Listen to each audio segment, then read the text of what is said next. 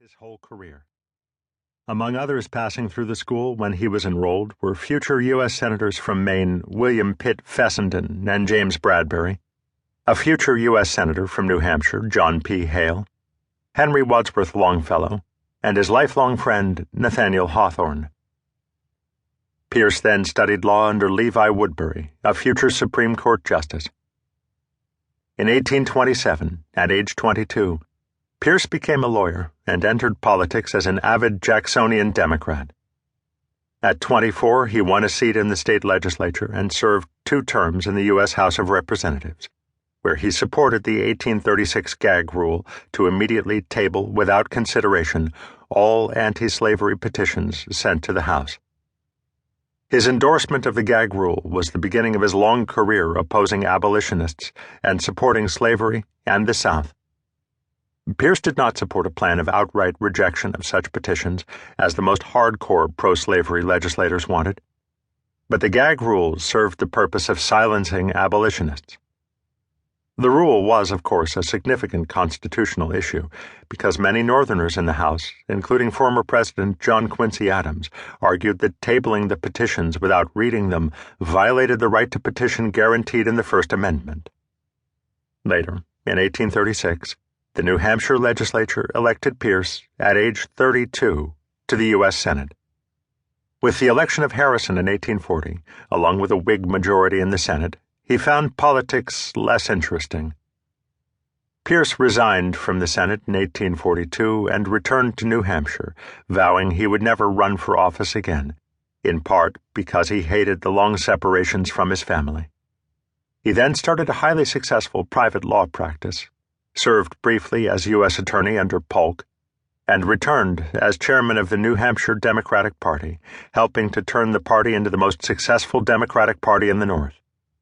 As the New Hampshire Democratic Party chair, he would not tolerate any criticism of slavery or slaveholders, and he had the clout to impose his intolerance on the state Democratic organization.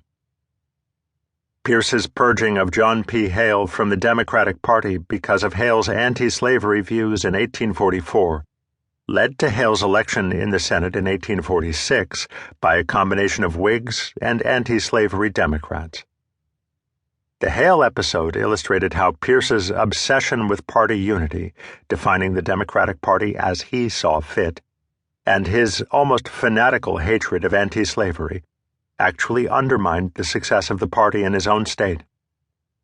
Although he was a native of New England, Pierce never seemed to understand the overwhelming hostility to slavery in the region. Furthermore, he could never grasp why many men in New Hampshire and the rest of the North, while not committed abolitionists, were willing to support anti-slavery candidates and would oppose blatantly pro-slavery Northerners like himself. Pierce supported President Polk's invasion of Mexico in 1846, even though most New Englanders opposed the policy. Many in the region, but not Pierce, of course, considered it an illegal and unconstitutional war of aggression, and part of a pro-slavery conspiracy to add new territory for the expansion of slavery.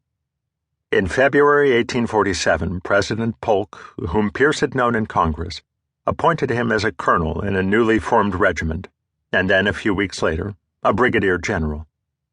Pierce was initially a successful commander, but in his first real battle he was thrown from his horse and lost consciousness. Many of his troops believed he had passed out from fear, and others believed that the notoriously hard-drinking Pierce was drunk at the time. He was later sick and absent from the front when his brigade helped to storm Chapultepec. After this battle, he remained in Mexico, where he was sometimes seen drunk in public. After 6 months in Mexico, he returned home, a local hero who had done nothing heroic. For a short time, Pierce had been an able and conscientious commander, but in the end he was unconscious, sick, or drunk for much of the time in the war zone and added little to the war effort. He did write in his journal about his distaste for war.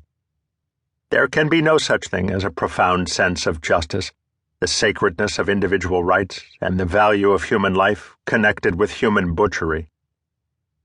But ironically, he focused much of his early attention as president in building up the army and at least indirectly threatened to use military force to seize Cuba for the United States. To keep listening to this audiobook, I've left you a link in the description so you can do it at no cost thanks to Audible's 30-day free trial.